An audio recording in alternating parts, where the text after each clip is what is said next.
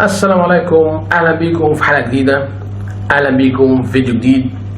يا صباح الخير ويا مساء الخير اللي بيتفرج بالليل. اهلا بيكم جميعا، اهلا بيكم في فيديو جديد. الفيديو ده زي ما انتم شايفين في عنوان الفيديو هديل مرعي وهدير حميد وملك زاهر. انا ليه اخترت الثلاثه دول؟ علشان عايز اتكلم معاكم في جزئيه معينه، الا وهي يعني المجتمع بيعمل فينا ايه، او المجتمع اللي بيخلينا يأثر في حياتنا ويأثر في تركيبتنا وفي جسدنا وفي حالتنا النفسيه وحالتنا الصحيه وحالتنا الجسديه بشكل عموم.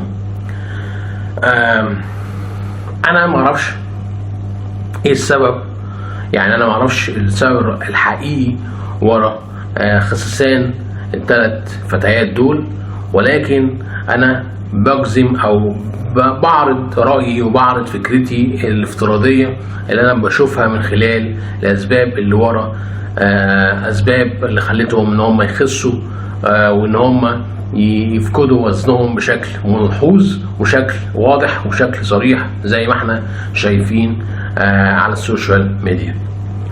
نمسك مثلا نتكلم مثلا عن هديل مرعي. زي ما احنا عارفين كده ان هي سوشيال بلوجر، او واحدة بتعمل فيديوهات على الانترنت، على اليوتيوب او على الانستجرام، معرفش بالظبط، بس يعني هي على اليوتيوب وعلى الانستجرام. وان هي وزنها زايد شوية فترة طويلة، ومرة واحدة لقيت وزنها انخفض بشكل ملحوظ وبشكل غريب، ومش عارف ايه السبب. برضو هدير حميد وكذلك على نفس النطاق، كانت برضو وزنها زايد ووزنها اوفر ويت بالشكل ده، وفي نفس الوقت برضو مؤخرا بقت بشكل ملحوظ بقت وزنها برضو بشكل ناقص جدا، وزنها بشكل ملحوظ. وبرضو ملك زاهر. انا عن نفسي شايف ان يعني ضغط المجتمعي، يعني المجتمع بيضغط على هؤلاء. يعني انا شايف من وجهة نظري ان هم بسبب يعني دي ممكن ما يكونش يعني السبب رئيسي ورا فقدانهم وزنهم، ولكن دول 3 أمثلة هبني عليهم رأيي الافتراضي على هؤلاء الأشخاص، على هؤلاء البنات أو الفتيات دول، عشان أشوف هل فعلا هم فقدوا وزنهم علشان المجتمع، ولا علشان أمراض مثلا، ولا عشان حاجة صحية، ولا عشان إيه بالظبط. أنا من وجهة نظري شايف إن هم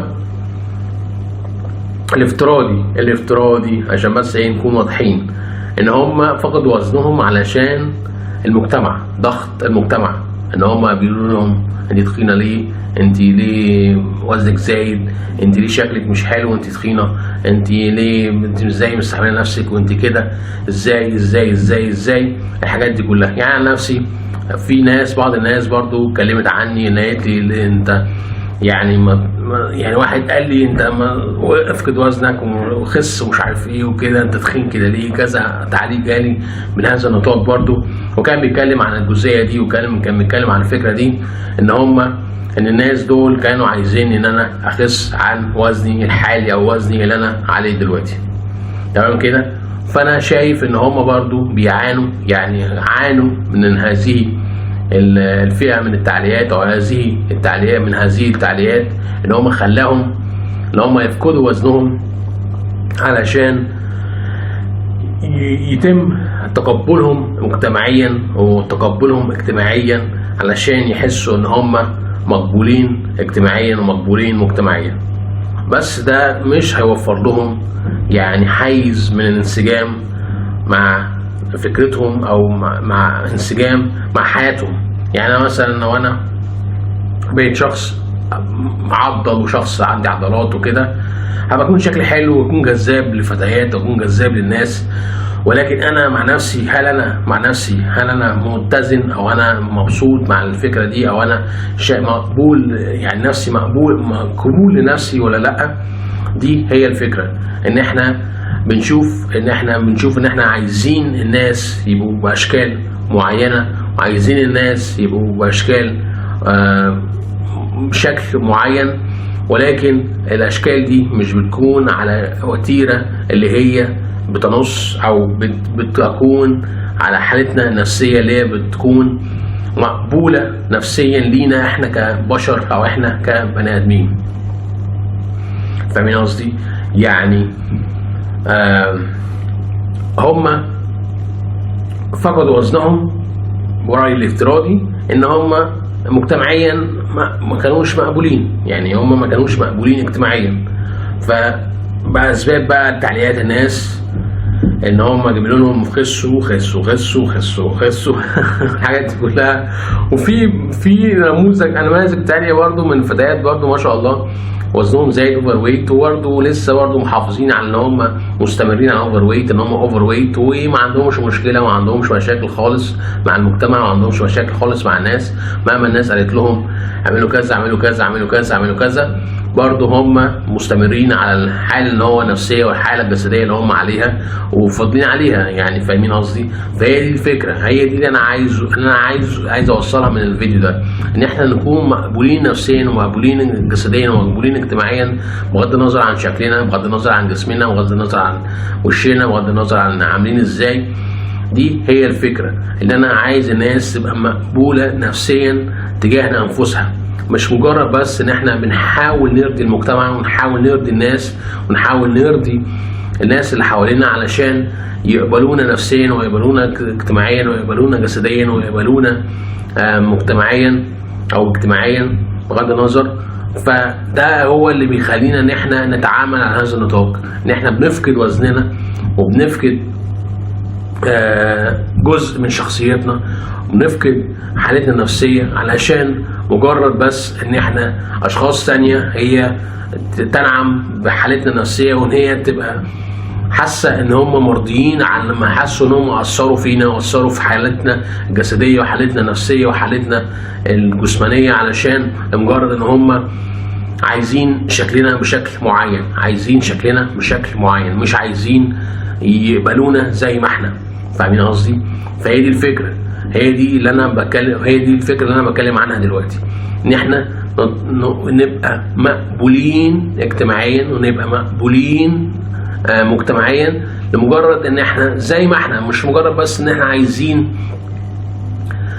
نبقى اشكال معينة او مناظر معينة او جسد معين او اسلوب معين، لمجرد ان احنا نبقى اشخاص تانية تقبلنا، لمجرد ان احنا عايزينهم اجساد واحدة واجساد بشكل معين واجساد بشكل رفيع، بغض النظر احنا بقى ايه عاملين ازاي واحنا مقبولين ولا لا ومبسوطين ولا لا وهكذا وحاجات دي كلها. ف يعني انا كنت يعني شايف ان هما الثلاثه بصراحه، هديل مرعي او هدير حميد او ملك زاهر، كنت شايفهم ان هما اوفر ويت كانوا شكلهم اجمل بكتير من ان هما بعد ما هما خسوا، بعد ما هما فقدوا وزنهم، بعد ما هما حسوا ان هما عايزين يعملوا كده لمجرد ان هما في ناس ضغطت عليهم ان هما يعملوا كده او يفقدوا وزنهم، وان هما يفقدوا